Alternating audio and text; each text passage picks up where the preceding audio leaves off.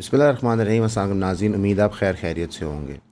पिछले 48 घंटों के अंदर अमेरिका ने 90 ईरानियन टारगेट्स को हिट किया।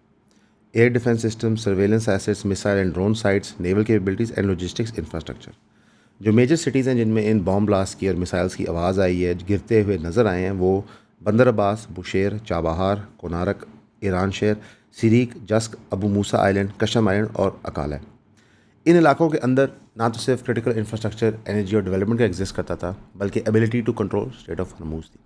स्टेट ऑफ हरमूज जो एक सोर पॉइंट बना हुआ था जब से ये अमन माहिदा पाकिस्तान ने करवाया था, जो ना अमेरिका खुलवा पा रहा था, ना ईरान उसको खोलने दे रहा था। ईरान की कैपेबिलिटी डिग्रेड करने के लिए अमेरिका ने ये हमले किए।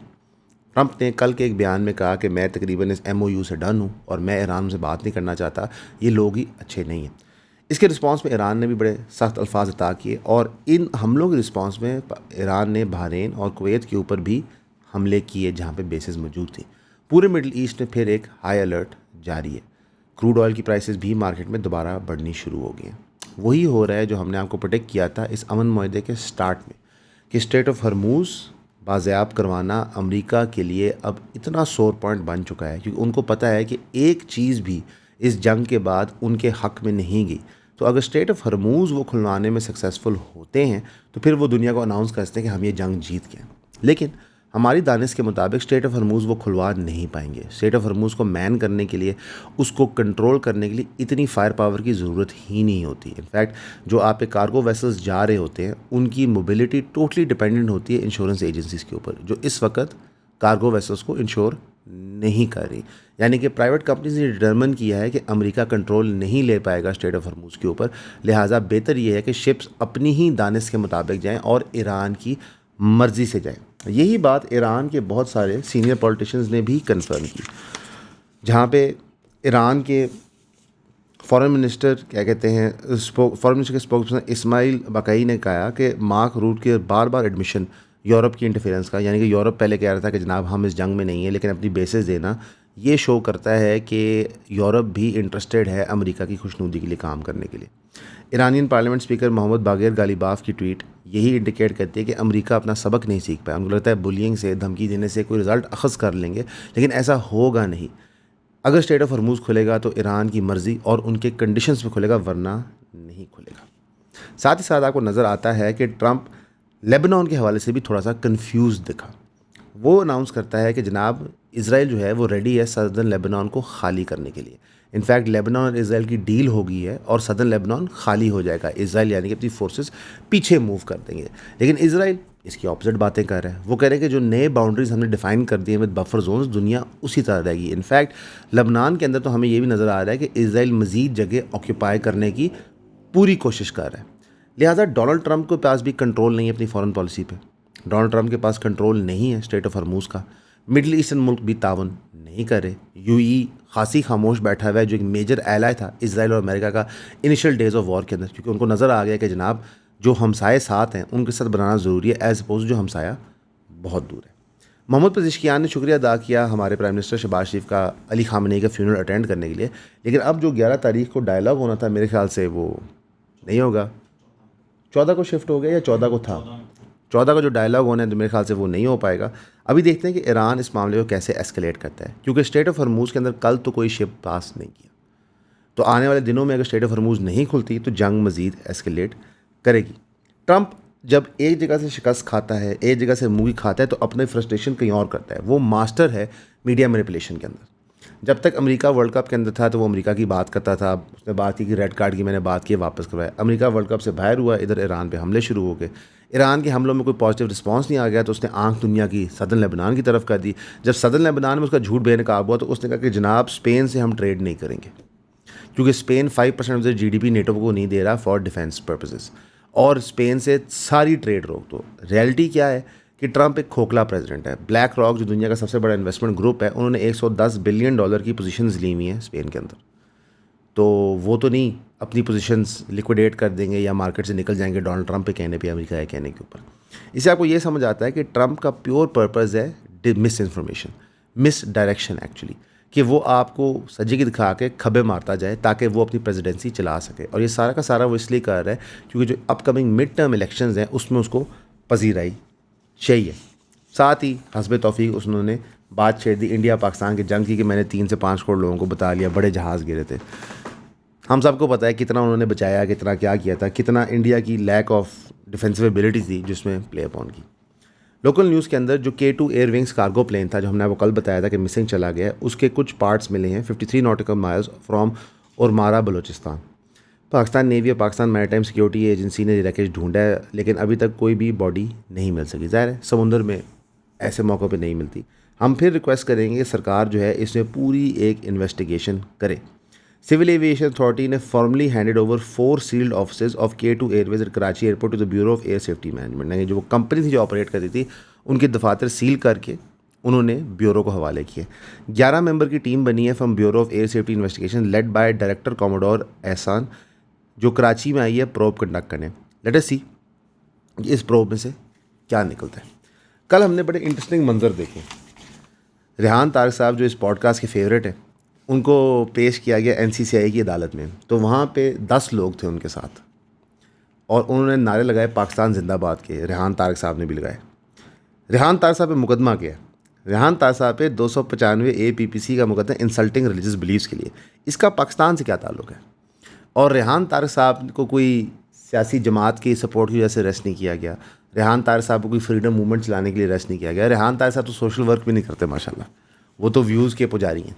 तो ये पाकिस्तान जिंदाबाद के नारे लगाने का मकसद क्या था? फिर एक और इंटरेस्टिंग वीडियो देखी मैंने। एक बंदा है नामी गनी टाइगर, वो UK में होता है। उन्होंने रेहान तारक साहब के साथ मीटअप किया था जब वो UK में थे और वहाँ पे उन्होंने उनके लिए गाना बनाया था। और रेहान तारक साहब उस गाने को भी गा रहे हैं और उस पर प्रमोशंस भी अपनी कर रहे हैं। और उन्होंने रेहान तारक साहब के साथ खड़े होकर एक रैप की थी जहाँ पे फील्ड मार्शल आसिम मुनीर की तारीफ़ हुई थी। रेहान तारक साहब भी तारीफ़ कर रहे थे। यानी रेहान तारक साहब वो बहादुर इंसान निकले हैं माशाल्लाह, जिन्होंने गलती की, गलती उनसे काफ़ी बड़ी हुई। अपने व्यूज़ के चक्कर में उन्होंने रिलीजियस सेंटिमेंट्स को उकसाया और जब मुश्किल वक्त आई तो उन्होंने फील्ड मार्शल की तारीफ़ शुरू कर दी और पाकिस्तान जिंदाबाद के नारे लगाना शुरू कर दिए। सदके जाऊँ आपके। जो हमने NCCI की अदालत में देखा होते हुए ये कोई नई चीज़ नहीं है। हमारे यहाँ कोर्टों में यही होता है। वो चाहे कोई इन्फ्लुएंसर हो, चाहे कोई सियासतदान हो, लोग कोर्टों में पूरे पूरे काफ़िले लेके जाते हैं। इमरान खान साहब तो 200-300 बंदा लेके जाते थे। असल में यहाँ पे ना हर कोई अपनी मूवी का हीरो है और रेहान तारक साहब तो माशाल्लाह इतने गुड लुकिंग भी हैं, तो वो ऐसे करके यूँ आपको दिखाते हैं वीडियो की। तो महरोज साहब ने ऑफ कैमरा बड़ी अच्छी बात नहीं, सिर्फ प्रेस कॉन्फ्रेंस करना रह गई थी। वो असल में उनका 6 दिन का फिज़िकल रिमांड हो गया। तो कोर्ट ने कहा कि जनाब इनको 6 दिन बाद प्रेजेंट कीजिएगा जब फिज़िकल रिमांड एक्सपायर होता है। टीम जो है प्रोसिक्यूशन वो कहती है कि जनाब इन्होंने पॉडकास्ट किया था रिलीजियस स्कॉलर जवाद नकवी साहब के साथ। हम इस मैटर को इन्वेस्टिगेट करना चाहते हैं, इनके डिजिटल अकाउंट्स देखना चाहते हैं, इनका मोबाइल चेक करना चाहते हैं और जो ओरिजिनल रिकॉर्डिंग्स हैं पॉडकास्ट की उनको व्यू करना चाहते हैं। मेरा अपना ज़ाती क्या ओपिनियन है इस पर, अदर देन रेहान तारक साहब के एंटिक्स और वो कितने कलरफुल आदमी हैं, ये है कि एक बंदा है, उसने एक सवाल पूछा है, स्कॉलर ने उस पर जवाब दिया है, उस बंदे ने वो वीडियो हटा दी, उसमें मदद भी कर ली है, लेट गो। NCCI के पास करने को कुछ नहीं है ना। ये वही इदारा है जो सादुर रहमान उर्फ डकी भाई से पैसे ले रहा था रिश्वत के तौर पे। तो चलें, अच्छी बात है, करना चाहिए। पता नहीं कितनी जल्दी रेहान तारक साहब रिलीज़ होते हैं। मोहसिन नकवी साहब इसमें पार्ट प्ले करते हैं कि नहीं करते, लेकिन रेहान तारक साहब के ऊपर अब हर किस्म का ठप्पा लग गया। इन्होंने यूट्यूबरों को एक्सपोज़ किया, इन्होंने टिकटॉकरों को एक्सपोज़ किया, इन्होंने लोगों की लिटरली निजी पर्सनल लाइफ्स पब्लिकली डिस्कस की, पूरी एक सागा क्रिएट की। रजब उनके बहन के उनकी बीवी के भाई की पूरी एक एपिसोड हुई थी। और अब उनका मजहबी स्पेस भी थोड़ी इंटरफेरेंस करते हैं। तो चल रहा है, कानून के मुताबिक चलते हैं, देखते हैं क्या होता है। जी जी जी जी, सही कह रहे हैं, सही कह रहे हैं। बस जी क्या करें, आपकी दुआएं हैं, बड़ा अच्छा रहता है। नहीं नहीं नहीं सर, नहीं नहीं नहीं, हाँ हेलो, हम सरकारी गवर्नमेंट कैंपेन नहीं करते। नहीं नहीं शुक्र। गाइस, बात ये है कि सरकार देती है बहुत सारे पैसे, मसला ये है कि हम ले नहीं सकते। क्यों? क्योंकि हमने सरकार की करनी होती है तनकीद, हमने आपको कोशिश करनी होती है बताने की सच। तो उसके लिए हम क्या करें? दुकान तो चलानी है, AC भी बंद करना पड़ गया क्योंकि लाइट की फ्लक्चुएशन हो रही है, स्टेबलाइज़र भी ख़रीदने। तो इसके लिए आप लोग हमारी मदद करते हैं। 3000 की सब्सक्रिप्शन वो वाहिद चीज़ है जो हमें अलाउ करती है रन करने के लिए। हमारे मैट्रिक्स के मेंबर्स जो इस ग्रुप में हैं उनको डेली की 2 से 3 वीडियोस मिलती हैं एक्सक्लूसिव टॉपिक्स पे, जो किसी और के पास नहीं जाती। तो भाई अगर आप चाहते हैं हम सरकार को बिक जाएँ तो इशारा कर दें, नहीं तो 3000 की सब्सक्रिप्शन खरीद लें। शुक्रिया। चकवाल CCD इंसिडेंट जो हुआ था, जहाँ पे 9 साला बच्ची जो पाकिस्तानी ओरिजिन की ऑस्ट्रेलियन सिटीज़न थी, हानिया अहमद, जो शहीद हो गई थी सीसीडी की हाथों, उनके वालिद साहब ने एक बहुत बड़ा इंकशाफ किया। उन्होंने कहा है कि जनाब, ये जो एप्लीकेशन में लिखा हुआ गया है ना कि चोरों ने फायरिंग की थी सीसीडी के ऊपर, ये सरातन झूठ है। ऐसा कुछ भी नहीं हुआ था, मैं मौके पे मौजूद था। साथ ही उन्होंने कहा कि जो मौके के ऊपर पुलिस वाले थे जिन्होंने फायरिंग की थी, जिसमें सब इंस्पेक्टर एहसन अब्दुल्ला थे, उन्होंने मुझसे एसआई अब्दुल्ला और कांस्टेबल अतीक दोनों, उन्होंने मुझसे ज़बरदस्ती, जब मुझे हस्पताल ले के गया वहाँ पे मुझसे साइन और अंगूठा लगाया एक सफ़ेद कागज़ के ऊपर, बिफोर अलाउइंग मेडिकल ट्रीटमेंट। जब मैंने इन्हें साइन कर दिया तो फिर मुझे मेरे बेटे को रेफ़र किया गया बेनज़ीर शहीद भुट्टो हॉस्पिटल रावलपिंडी को। अगले दिन सीसीडी के सब इंस्पेक्टर मोहम्मद इरफान ने मुझे बताया कि जो शूटिंग थी वो सीसीडी के कांस्टेबल नहीं हुए जिससे आपकी बेटी शहीद हुई है। उन्होंने एलेज किया कि एसआई अब्दुल्ला ने एफआईआर ऑल्टर किया, entering section 322 unintentional murder instead of section 302 intentional murder despite the contents indicating intentional murder। उन्होंने रिक्वेस्ट की legal action against SI Abdullah and constable Atiq. DPO ने इंक्वायरी ऑर्डर की। डीपीओ काशिफ जुल्फकार ने डायरेक्ट किया हेडक्वार्टर डीएसपी को कि एक फास्ट फाइंडिंग इंक्वायरी कंडक्ट करें। Inquiry officer was told to call the complainant by phone if he return to Australia, यानी अगर वो ऑस्ट्रेलिया वापस जाते हैं उन्हें आप कॉल करें। इंक्वायरी को विद इन 3 days कंप्लीट होना है। पुलिस ने हाउएवर इसको डिनाई कर दिया। पुलिस ने कहा, senior police officer eight city police station ने कहा कि अदील की एलिगेशन बेसलेस है। FIR was requested in accordance with SOPs and in presence of family members. उन्होंने कहा कांस्टेबल अतीक कभी भी मिसबिहेव नहीं कर सकता था और ये सरातन झूठ है। कोई बंदा इमेजिन नहीं करता इस फैमिली के साथ ऐसे मिसबिहेव करने के लिए। यानी कि सीसीडी ने एक छोटी बच्ची को शहीद किया, बंदे साथ ज़बरदस्ती साइन अंगूठे करवाए, अब वो उसी को डिनाई कर रहे हैं। सीसीडी की यही रियलिटी है। वो they are guns for higher.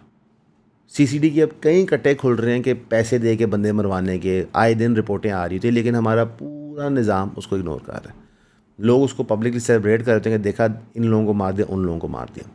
अब इस 9 साल की बच्ची ने क्या कर्म कमिट की थी अल्लाह बेहतर जानता है। और जहाँ पे सीसीडी को एक्शन लेना चाहिए था तो सीसीडी ने कहा देखें 2 कानून होते हैं, एक फेडरल कानून होता है और एक पंजाब का कानून होता है। क्योंकि रज़ा डार साहब पे फेडरल कानून लागू होता है, लिहाजा ये हमारी जुरिस्डिक्शन में नहीं है। तो जितने भी रेप के लोग आपने मारे हैं वो आपकी जुरिस्डिक्शन में नहीं थे, लेकिन आपने मारे हैं। तो पाकिस्तान के अंदर जो 2 टाइप का कानून है, अमीर के लिए और एक गरीब के लिए, वो आज भी अल्हम्दुलिल्लाह कायम है। कराची शहर के अंदर एक छोटा 6 साला बच्चे को सेक्सुअल असॉल्ट किया गया और फिर उसकी जान लेने की। उसको उसके घर के बाहर से कराची नेपियर एरिया में अगवा किया गया। विक्टिम का नाम था मोहम्मद वली। वो 4 बहनों का इकलौता भाई था। वालिद साहब उसके रिक्शा चलाते हैं। पीर वाले दिन उनको अगवा किया गया। फैमिली ने घंटों सर्च करने के बाद एक किडनैपिंग केस लॉन्च किया नेपियर पुलिस स्टेशन पर। बच्चे की बॉडी एक बोरी में बंद मिली थी पंजाबी गली नेपियर से। बॉडी के ऊपर साइंस ऑफ टॉर्चर थे। सिविल हॉस्पिटल में शिफ्ट किया गया फॉर पोस्टमार्टम। तकरीबन मेरे ख्याल से रोज़ ही हम आपको कोई सेक्सुअल असॉल्ट स्टोरी अब बता रहे हैं। कोई मुल्क में क्राइसिस नहीं डिक्लेयर हुआ, कोई मुल्क के अंदर मेजर स्टेप्स एसओपीज़ नहीं लिए गए। इनफैक्ट जिस शहर का हम ये वकूआ बता रहे हैं वो शहर 170th आया है out of 173 cities in the economist intelligence units global liveability index 2026। यानी कि 173 शहरों में से 170th रैंकिंग पे कराची शहर है लिवेबिलिटी के पॉइंट ऑफ व्यू से। हमारे से नीचे कौन से शहर हैं? Dhaka, Tripoli, Damascus. हमारे से ऊपर कौन से शहर हैं? तेहरान जहाँ जंग लगी हुई है, और यूक्रेन का कीव जहाँ पर लिटरली ड्रोन्स और मिसाइल्स गिर रहे हैं। ये दोनों वॉर टोन सिटीज़ हैं, लेकिन कराची इनसे लोअर रैंक की है। कराची का ओवरऑल स्कोर 43 आउट ऑफ 100 आया था, द सेम एज एल्जीयर्स। कितने में से आप लोगों को पता है एल्जीयर्स क्या है? स्टेबिलिटी में 28 आउट ऑफ 100 था। हेल्थ केयर में 54 आउट ऑफ 100 था। कल्चर एंड एनवायरनमेंट में 36 आउट ऑफ 100 था। एजुकेशन में 75 आउट ऑफ 100 था। इंफ्रास्ट्रक्चर में 52 आउट ऑफ 100 था। हर कैटेगरी में सिटी ने पोली परफॉर्म किया सिवाय एजुकेशन में। क्यों? क्योंकि यहाँ पे बहुत सारा पैसा मौजूद है, प्राइवेट स्कूल्स मौजूद है, सरकार का इसमें कोई कमाल नहीं। इससे पहले कि बिलावल भुट्टो साहब कहें देखें हमारी एजुकेशन पॉलिसी कितनी अच्छी है कराची शहर के अंदर, तो ये प्राइवेट पार्टियों की वजह से ऐसे हुआ है। Congested roads and crime continue to weigh heavily Karachi की लिवेबिलिटी स्कोर पे। वैसे लाहौर था इसमें,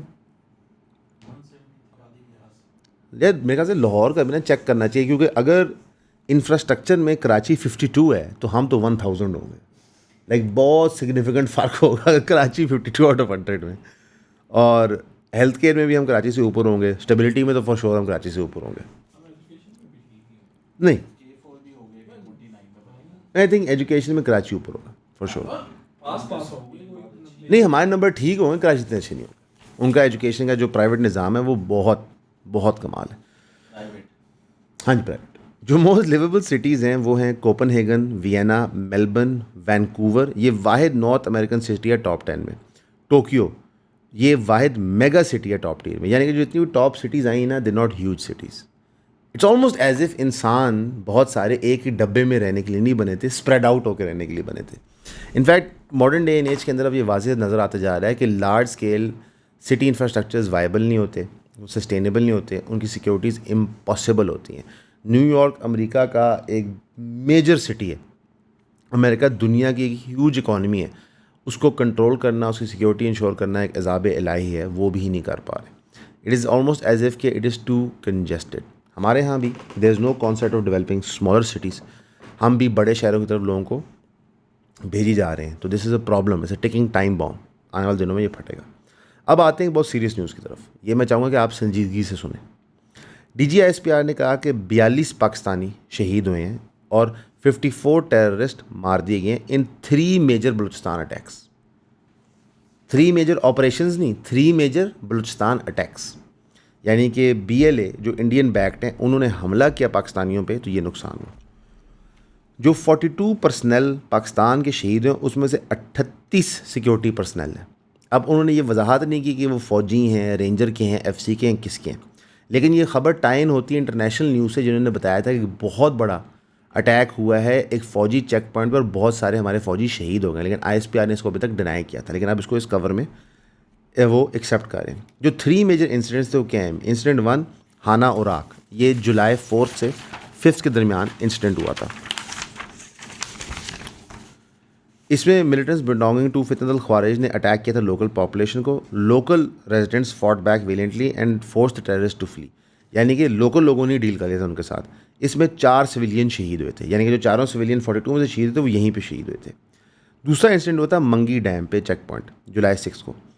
इन्हीं इंडियन बैक टेररिस्ट ने अटैक किया पुलिस चेक पॉइंट नियर मंगी डैम पंपिंग स्टेशन। 15 दहशतगर्द यहाँ पे मारे गए थे इनिशियल इंगेजमेंट में। 9 पुलिस वाले शहीद हुए थे इनिशियल फाइटिंग की वजह से। Terrorists took police personnel hostage before security forces arrived. 18 police एहलकारों को शहीद किया गया था दहशतगर्दों की तरफ से। 11 और मिलिटेंट्स को मार दिया गया। जो इस इंसिडेंट का टोटल था वो 27 पुलिस एहलकार शहीद हुए थे और 26 मिलिटेंट मारे गए थे। इंसिडेंट 3 बेला, जुलाई 8, एक आर्मी कॉन्वॉय को इंगेज किया था मिलिटेंट्स की तरफ से बिलोंगिंग टू BLA। 14 फितनतल हिंदुस्तान के दहशतगर्द मारे गए थे मौके पे। 1 JCO और 10 सिपाही शहीद हुए थे, यानी कि फ़ौज के। अदर ऑपरेशन में सिक्योरिटी फोर्सेज ने ऑपरेशन किए कारान में और दलबदीन में। वेंसडे को 6 दहशतगर्द कारान में मारे गए, 8 दहशतगर्द मारे गए दलबदीन में। DGISPR लेफ्टिनेंट जनरल अहमद शरीफ चौधरी ने कहा कि सिक्योरिटी फोर्सेज हंट डाउन करेंगी every terrorist and every facilitator. उन्होंने बताया कि Afghan territory under Taliban use हो रही है इन दहशतगर्दों के लिए। देखें, जब भी हमारे जवान या हमारे पाकिस्तानी शहीद होते हैं तो हमें बहुत तकलीफ़ होती है, लेकिन हम चाहते हैं root cause of the problem को आइडेंटिफाई किया जाए। हम कब से ये जंग लड़ रहे हैं? मैं बिल्कुल नहीं कहता आप दहशतगर्दों को फ्री हैंड दें, लेकिन हमारे जंग लड़ने से रिज़ल्ट नहीं आ पा रहा। ना ही इंटरनेशनल लेवल पे कोई मदद आ पा रही है, ना ही अगर ये इंडियन बैक टेररिस्ट हैं तो इंडिया को कंट्रोल करने के लिए कोई मुल्क जो है वो इंडिया पे सैंक्शन लगाने को तैयार है। जब पाकिस्तान के ऊपर एलिगेशन से दहशतगर्दी गई तो दुनिया ने हमारे पे सैंक्शंस लगाई हुई थी, ग्रे लिस्ट में डाला हुआ था, हमारे से ट्रेड रोकी हुई थी, लेकिन इंडिया के साथ हम ये नहीं कर पाए। 1 साल से हमें सरकारी टाउट बता रहे हैं कि जनाब इंडिया को हमने ग्लोबली आइसोलेट कर दिया। कोई इसका आप हमें प्रूफ दे सकते हैं? कोई सैंक्शन दे सकते हैं? मास वाइड ट्रंप के जुमलों के, जो by the way at the same time बहुत हैवी इन्वेस्टमेंट अंबानी से करवा रहा है अमेरिका के अंदर, ट्रेड कर रहा है इंडिया के साथ फुल फ्लैज। इंडिया को उसने एग्जेम्पशन दी रशिया का तेल खरीदने के लिए जब ये ईरान की जंग चली। मास वाइन खोखली स्टेटमेंट्स के लिए हमें क्या मिला है? हम जो ये बात करते हैं कि पाकिस्तान की पजीराई इंटरनेशनल स्टेज पे हो रही है, बिल्कुल हो रही है, लेकिन इसकी ट्रांसलेशन नहीं हो पा रही, हमें कुछ इसका मिल नहीं रहा। और आज हमारे जवान, हमारे पुलिस के एहलकार और हमारे सिविलियन शहीद हो रहे हैं। तो there is more than one solution to this problem. वो सोल्यूशंस एक्सप्लोर करने की ज़रूरत है, क्योंकि हमारी रियासत इस वक्त एक हार्ड स्टेट बनी हुई है। तो वो हैमर है, वो हर प्रॉब्लम को एज नेल देखती है कि जो चीज़ है उसको मारो, उसका रिजल्ट नहीं आ रहा। बाकी अल्लाह इंशाल्लाह इन शुहदा को जन्नतुल फिरदौस में आला मकाम अता पाएगा, और जो हमारे मुल्क के दुश्मन हैं अल्लाह उनको शिकस्त दे और उनको हदायत दे कि वो सिरात मुस्तकीम के ऊपर आएँ, एज़ अपोज टू आर्म्स लेके अपने लोगों को भी मरवाएं और हमारे लोगों को भी शहीद करें। साथ ही साथ पूरे मुल्क में जश्न का समा है, हर जगह आपको पोस्टर बैनर नज़र आ रहे होंगे, फायरवर्क्स का डिस्प्ले आज ऑर्गेनाइज हो रहा है, बड़े पैमाने पे सेलिब्रेशन हो रही है। पूछना चाहेंगे क्यों? आपको नज़र नहीं है सड़कों पे जश्न का समा? नहीं है। आज 59th डेथ एनिवर्सरी है मोहतरमा फ़ातिमा जिन्ना साहिबा की, जो कौम की असली माँ हैं। उनका आपको एक बिलबोर्ड नज़र नहीं आया। कल ईदी साहब की थी, जिन्होंने हज़ारों की तादाद से ऑर्फन्स को पाला पोसा बड़ा किया। तो सलमान साहब फिर कौम की माँ कौन है? फ़ातिमा जिन्ना साहिबा या मरीम नवाज़ साहिबा? हाँ, जिनके पोस्टर वही कौम की माँ है। जी जी, ऐसे ही है। अब फ़ातिमा जिन्ना साहिब जो मादर मिलत है, यानी कौम की नेशन है, जिन्होंने 1964 के इलेक्शन में आमरीत के ख़िलाफ़ 71 साल की उम्र पर खड़े हो के अयूब खान को ललकारा था और इलेक्शन हराया था, उसका पोस्टर आपको कहीं नज़र नहीं आ रहा। कायद-ए-आज़म हाउस पे जब हमला होता है तो सब इस्तेमाल करते हैं कि जनाब इतना बड़ा हमला कौम के बाप पे आपने कर दिया। तो जो कौम की माँ थी जिसको कत्ल किया गया था, वो आपकी तालीम कम है ना। मैं रोज़ ऑफ कैमरा कहता है कि मुझे उस दिन पता था जिन्ना। ये बच्चे पढ़ते नहीं है सलमान साहब, हमें बचपन से पता था ये एजुकेशन की कमी की ये वजह बन जाए कि बच्चे पढ़ते नहीं हैं। आप प्राइवेट में पढ़े गवर्नमेंट में? आपको पता होता है कायद-ए-आज़म हाउस है। ये फ़र्क है ना, ये वो बातें नरोसा जो आप नोट नहीं करते। तो सबसे मुझे अफसोस साथ कहना पड़ रहा है कि कौम की असली माँ को सेलिब्रेट करने के लिए कुछ भी नहीं हो रहा। शायद कहीं फ्लैग होस्टिंग वगैरह पे कोई नारे नूरे लग जाएँ, एक अद्धा के पर नथिंग। ये कायद-ए-आज़म की बहन है, इन्होंने अपनी ज़िंदगी वक्फ़ कर दी थी। इन्होंने अपनी लाइफ जो है कायद-ए-आज़म और पाकिस्तान की मूवमेंट के लिए ख़त्म कर दी थी। इन्होंने पाकिस्तान की जमहूरियत को रिवाइव करने के लिए अपनी जान दे दी थी। इनका कहीं नाम नहीं है, लेकिन आपको हर चौक पे बिलावल, मरीम नवाज़, इनकी तस्वीरें लगेंगी। और मरीम नवाज़ साहिबा की सैक्रिफाइस क्या है मुल्क के लिए, आप लोग कमेंट्स में बता सकते हैं। बिलावल साहब की क्या सैक्रिफाइस है, आप वो भी कमेंट्स में बता सकते हैं। मैं नहीं बताऊँगा क्योंकि पीका लग जाएगा। अभी रिसेंटली मुलाकात हुई थी पंजाब असेंबली स्पीकर और सीएम मरीम नवाज़ साहिबा की, ये इनकी दूसरी मुलाकात है। एक बड़ी इंटरेस्टिंग डेवलपमेंट हो रही है पंजाब में। स्पीकर पंजाब असेंबली, पता नहीं क्यों किसी को समझ नहीं आ रहा वाई, मे बी शायद वो बहुत वेल कनेक्टेड आदमी है, वो इस वक्त कुछ चीज़ों पे मरीम नवाज़ साहिबा के साथ इख्तलाफ कर रहे हैं। इसलिए 2 दफ़ा प्रेस ऑप हुआ है, उनको बुलाया गया, उनको मिला गया है, उनकी तस्वीरें खींची गई हैं मरीम नवाज़ साहिबा के साथ, उन्होंने एक दूसरे की तारीफ़ भी की है। मरीम नवाज़ साहिबा उनको ये कहती हैं कि जनाब हम अब बिल्स इंक्लूसिव तरीके से लाएंगे, आप अपोजिशन को भी ऑन बोर्ड करें, यानी कि अब बिल्स पे बहस होगी। पहले नहीं हो रही थी, अब बिल्स पे बहस होगी, सबको दिखाया जाएगा। एतराज़ ये हुआ था कि जब ये क्या नाम था बिल का, एंटी सोशल हैबिचुअल क्राइम का बिल पेश हुआ, तो उस पर स्पीकर ने कह दिया हजूर मैंने नहीं देखा, मुझे दिखाया हुआ बिल तुम ला कैसे सकते हो, जिससे मरीम नवाज़ साहिबा के लिए बड़ा स्नब हुआ था कि ये बिल उनके दिल के बहुत करीब है कि किसी भी तरह की तनकीद मरीम नवाज़ साहिबा पर ख़त्म हो जानी चाहिए। पीका से नहीं ख़त्म हो सकी, नो प्रॉब्लम, नया बिल ले आओ।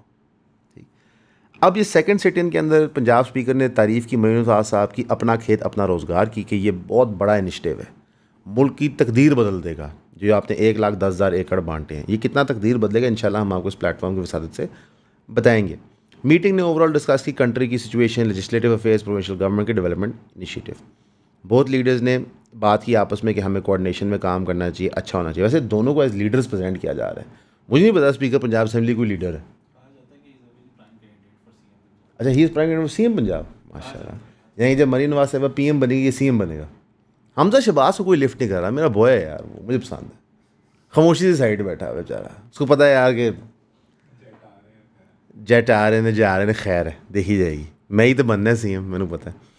लेकिन एक्चुअली मुझे लगता है कि जो मलिक मोहम्मद खान साहब की दोस्ती थी बाजवा साहब से, जिसने की रोल प्ले किया था नून लीग गवर्नमेंट की, अब वो उसका भरपूर फ़ायदा उठा रहे हैं। In fact to be very frank, ये काफ़ी क्लोज समझे जाते हैं मिलिट्री इस्टेब्लिशमेंट के। ये इनफैक्ट गो टू पर्सन भी रहे हैं PMLN और मिलिट्री इस्टेब्लिशमेंट के लिए काफ़ी देर से, तो इनकी पोजीशन काफ़ी तगड़ी है। वैसे ये वही हैं जिन्होंने रजब भट्ट को बुला के पंजाब असेंबली में अवार्ड दिया था। तो माशाल्लाह तालीम भी बहुत है, एजुकेटेड भी बहुत ज़्यादा है। तो लेट्स सी कि इस जो ये टिफ चल रहा है नून लीग की गवर्नमेंट के अंदर, इसका क्या रिज़ल्ट आता है। भाई कुछ और ख़बरें हैं लेकिन उनको इंशाल्लाह कल कवर करेंगे। ओवरऑल अगर सिचुएशन देखें तो पूरा मिडल ईस्ट इस वक्त हाई अलर्ट पे है।